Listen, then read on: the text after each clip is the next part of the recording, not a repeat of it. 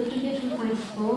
Bardzo się cieszymy, że Państwo tutaj do nas dołączają do takiej późnej porze. Przygotowaliśmy dla Państwa taką krótką prezentację przyrządzania herbaty po japońsku. To, czym się zajmujemy, to ciado, czyli droga herbaty, w Japonii nazywamy cianoyo, czyli dosłownie wrzątek na herbatę. I cianoyo to jest taka kultura, sztuka, tradycja, która w Japonii wciąż istnieje, którą zaczęto praktykować już kilkaset lat temu.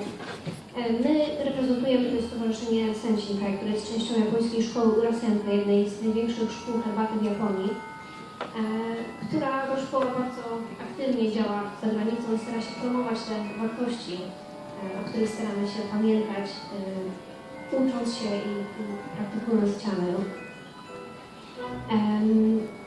Cieszymy się bardzo, że Państwo dołączyli do nas tak licznie i chcielibyśmy poczęstować herbatą wszystkich, ale niestety jest Państwa za dużo, nas jest za mało, ale chcielibyśmy, żeby Państwo nam troszeczkę w tej naszej prezentacji pomogli, bo robienie herbaty bez gości nie ma dużego sensu. Dlatego chciałabym zaprosić kilka osób tutaj do nas na maty.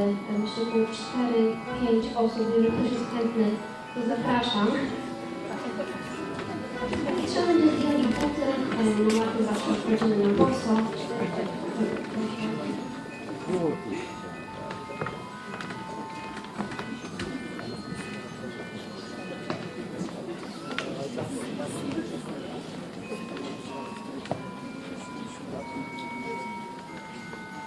Proszę, muszę sobie usiąść po tamtej stronie, tą część, żeby nam zostawić wolną do przejścia.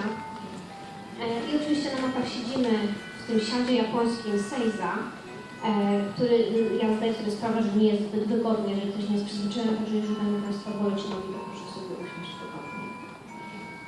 Także tutaj zaproszę naszego gospodarza, który dla nas przyrządzi herbatę.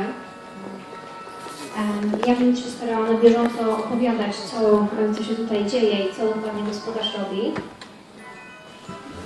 Tylko chciałabym, żeby tak, tą matę nam zostawić wolną, gdzie Państwo się tam nie zmieszczą.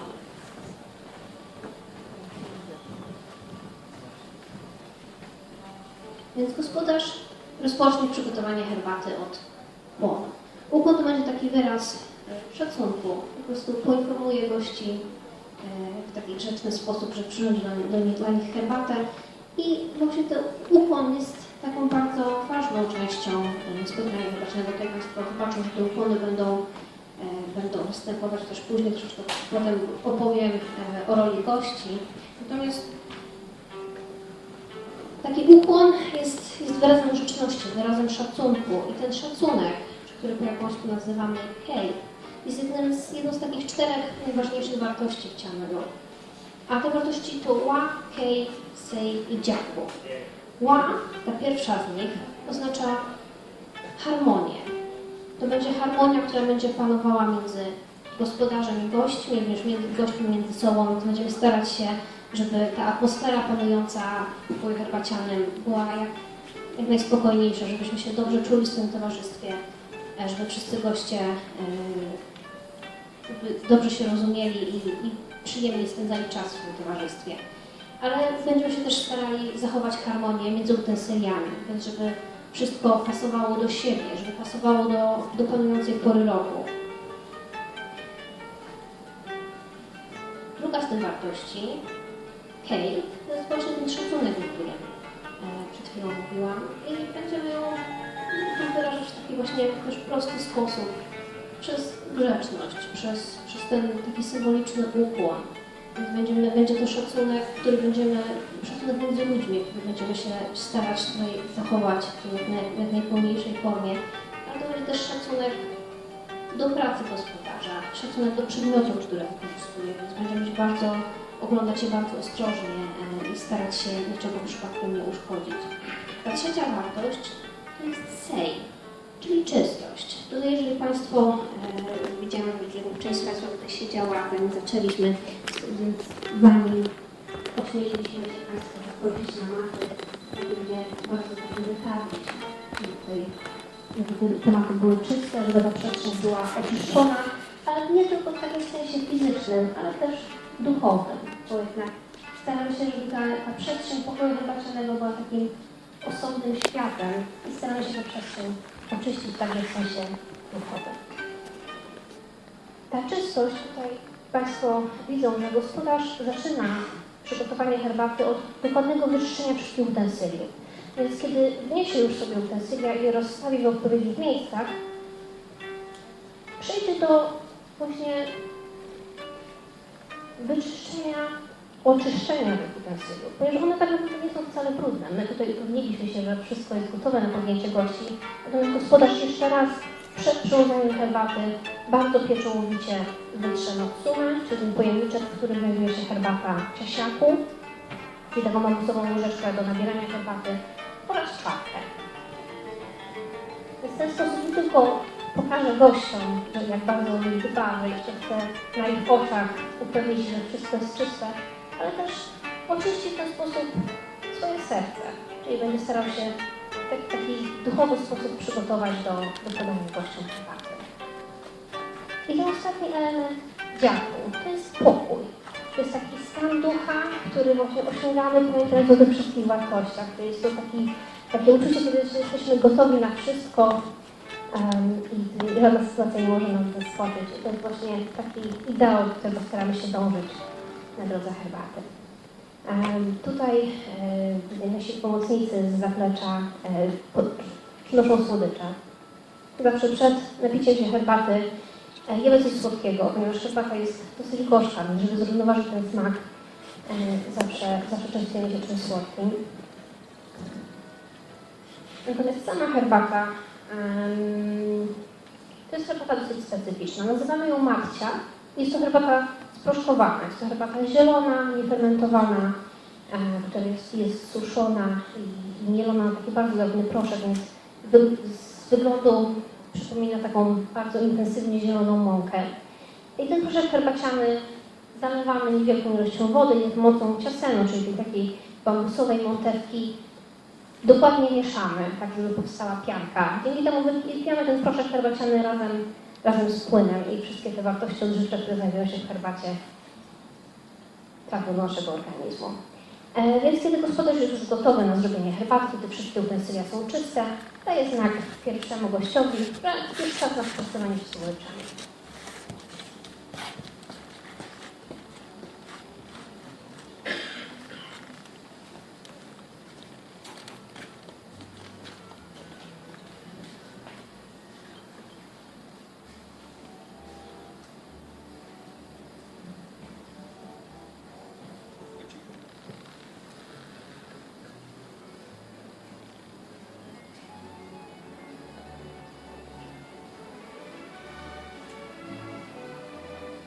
I herbata, którą tutaj Państwu podajemy, to jest osucia. To znaczy dokładnie, słownie słaba herbata.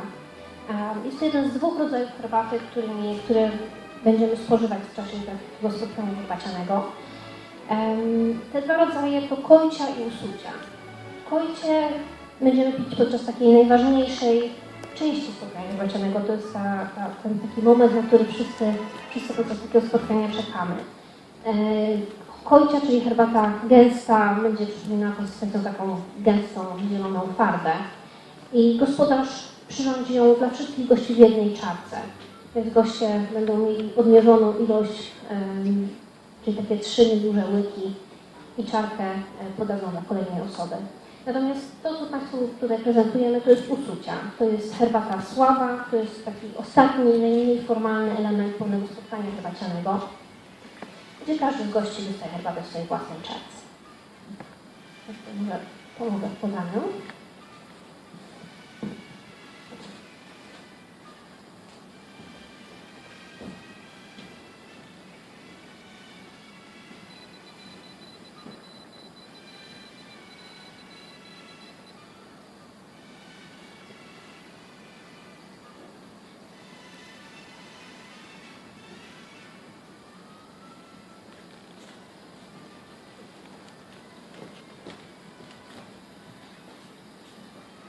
Gospodarz zrobi jeszcze herbatę dla jednego gościa i żeby tutaj Państwa nie trzymać zbyt długo, resztę herbat podamy z zaplecza. Natomiast chciałabym jeszcze troszeczkę wyjaśnić, ponieważ Państwo tutaj zobaczyli, że jednak gospodarz trzyma się dosyć ściśle pewnych reguł jak tę herbatę zrobić. One mogą się wydawać dosyć może niejasne na początek, natomiast są takie pewne zasady etykiety, których uczymy się, dzięki czemu możemy jednocześnie robić herbatę i w pełni skupić się na naszych gościach, bo to jest oczywiście dla nas najważniejsze do takiego spotkania herbacianego, ale gości też obowiązuje pewna etykieta. Chciałam tutaj krótko może wyjaśnić, na czym polega taka rola gościa podczas spotkania herbacianego. Więc pierwsze, co zrobi gość, kiedy dostanie herbatę, to przeprosi kolejnego gościa za to, że dostał do herbaty pierwszy. Że kolejny gość będzie musiał poczekać i patrzeć, jak kto inny pije. Natomiast natomiast pijemy tę herbatę w miarę szybko, nie czekamy, aż każdy z gości dostanie swoją własną czarkę, żeby ten proszek nam nie opadł. Więc to, co zrobimy najpierw, to postawimy sobie czarkę między sobą a kolejnym gościem i ukłonimy się do gościa. Powiemy osakini, jest też taka bardzo przydatna fraza w Japonii, którą można wykorzystać w wielu różnych okazjach. Więc to, co zrobi pierwszy gość, to ukłoni się do kolejnego gościa, przepraszając za to, że będzie był pierwszy, a potem ukłoni się do gospodarza i podziękuję mu za przyrządzenie herbaty. Następnie jeszcze, zanim zacznie pić, weźmie czarkę w dłonie i obróci ją, ponieważ dostanie ją przodem do siebie, czyli taką stroną, na której często będzie jakiś obrazek, będą jakieś zdobienia, często zdobione złotem albo srebrem.